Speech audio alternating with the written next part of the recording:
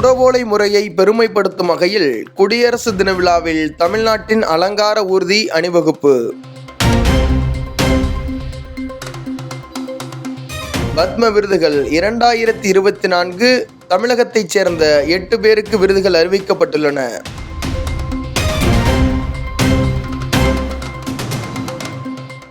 இந்தியாவில் 2021-2022 ஆண்டின் உயர்கல்விச் சேர்க்கை 19 லட்சம் அதிகரித்துள்ளது என அரசு தகவல்.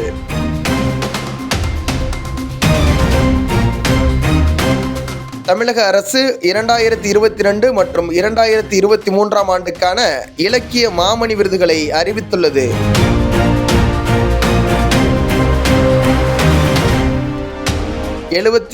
வது குடியரசு தினம் ஜனவரி 26 நாடு முழுவதும் கொண்டாடப்படுகிறது.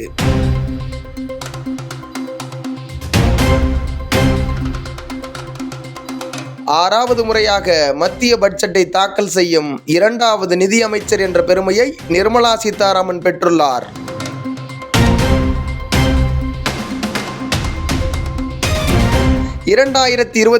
ஆண்டின் ICCயின் ஒருநாள் போட்டியின் சிறந்த வீரருக்கான விருதை இந்திய அணியின் விராட் கோலி வென்றுள்ளார்.